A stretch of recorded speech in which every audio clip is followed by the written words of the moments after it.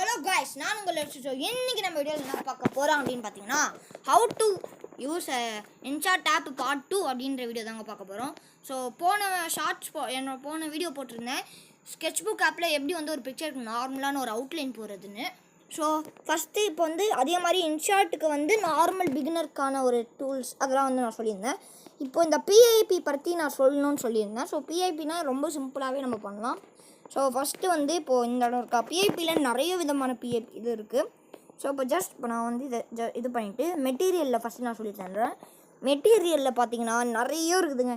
இன்ட்ரோக்கு வந்து பிகின் பண்ணுறதுக்கு வந்து பிஐபி இருக்குது, அண்ட் அவுட்ரோக்கு இருக்குது. அப்புறம் நான் இந்த அவுட்ரோ போட்டிருப்பேன், எல்லா வீடியோவுக்கும் இந்த அவுட்ரோ போட்டிருப்பேன். ட்ரான்சிஷன் வந்து போன வீடியோவுக்கு இந்த ட்ரான்சிஷன் போட்டேன். ஸோ அட்மாஸ்ஃபியர் இருக்குது, பேக்ரவுண்ட் இருக்குது, அண்ட் பார்த்தீங்கன்னா சப்ஸ்கிரைப் பட்டன்லாம் நான் இதில் இருந்தாங்க எடுத்துகிட்டு நான் போடுறேன்.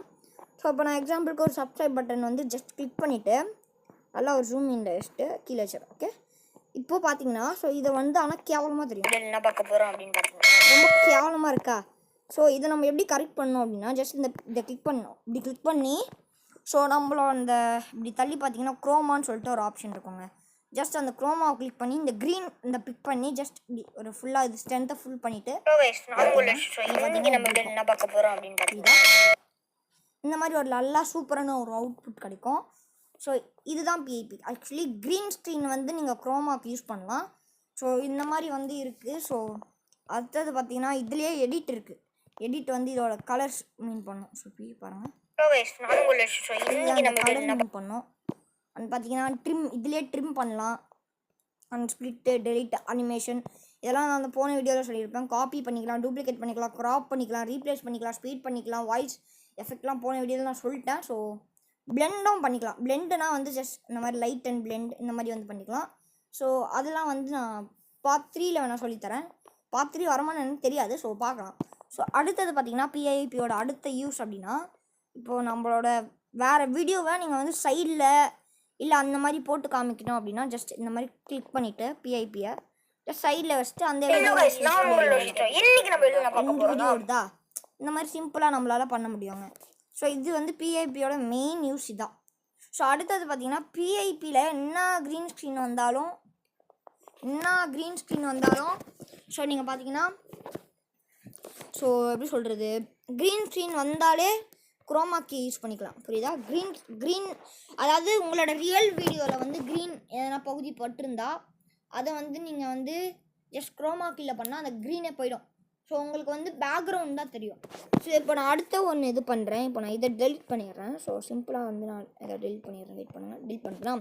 இப்போது நான் இங்கே ஒரு பிஐபி போட போகிறேன். எப்படின்னா பிஐபி அண்ட் மெட்டீரியலில் க்ரீன் ஸ்க்ரீன் அப்படின்னு சொல்லிட்டு ஒன்று இருக்கும். கிளிக் பண்ணி இப்போ பார்த்தீங்கன்னா அந்த ஓப்பனிங் மெட்டீரியல்ஸை போட்டேன். ஜஸ்ட் அது டவுன்லோட் ஆகி நான் போட்டதுக்கப்புறம் ஓகே, நான் இப்போதைக்கு நான் திருப்பி வச்சுக்கிறேன், ஏன்னா அது ஹாரிசான்டலாக இருக்குது அப்படின்ட்டு. ஸோ இப்போ வந்து நான் அதை வந்து ஜஸ்ட் 4 செகண்டுக்கு இருக்குது. ஸோ இப்போ நான் என்ன பண்ணுறேன், இப்படி இருக்கா, இந்த க்ரீனை மட்டும் நம்ம என்ன பண்ணோம் அப்படின்னா ஜஸ்ட் குரோமா யூஸ் பண்ணி ஜஸ்ட் ஒரே ஒரு டேப் மட்டும் இப்படி பண்ணினா நம்மளோட பழைய வீடியோ உள்ளே வரும். ஸோ அப்போ என்ன தெரியுமா, இங்கே பாருங்கள், ஸ்கெட்ச் புக் ஆப் பாருங்கள், செம்மையாக. இது வந்து ஒரு சூப்பரான ஒரு ஐடியானே சொல்லலாம். இப்போ அப்படியே அழகாக வர மாதிரி இது ஒரு இன்ட்ரோ மாதிரியே நீங்கள் வச்சுக்கலாம். இந்த மாதிரி க்ரீன் ஸ்க்ரீன்லாம் வரா மாதிரியே நீங்கள் வந்து சூப்பராகவே பண்ணலாங்க. ஸோ அப்புறம் பார்த்தீங்கன்னா வந்து அனிமேஷன்ஸ்னு சொல்லிட்டு நிறைய இருக்குது. அனிமேஷன்லாம் பார்த்தீங்கன்னா ஃபேட் அனிமேஷன், அதாவது இன்னுக்கு வந்து ஒரு ஃபேட் அனிமேஷன் இருக்குது, அவுட்டுக்கும் இருக்குது. தெரியுதா, அப்படியே வெளில போகிற மாதிரி காம்போ வந்து இருக்குது. இந்த மாதிரி நிறைய அனிமேஷன்ஸ் இருக்குது. ஸோ ஓகேவா. அடுத்தது பார்த்திங்கன்னா இந்த ப்ளஸ் ஐக்கான் எதுக்கு, அதே மாதிரி இன்னொன்றுங்க. ஸோ மெயினாக இன்னொன்று நான் சொல்ல மறந்துட்டேன், கீ ஃப்ரேம்னா என்னதுன்னா, இப்போ பாருங்கள் என்கிட்ட வந்து ஜஸ்ட் பிஐபியில் போகிறேன். பிஐபியில் வந்து இந்த வீடியோ கிளிக் பண்ணுறேன். கிளிக் பண்ணதுக்கப்புறம் இங்கே வந்து டிக்குக்கு பக்கத்தில் வந்து ஸோ இது மாதிரி காமிக்குதா.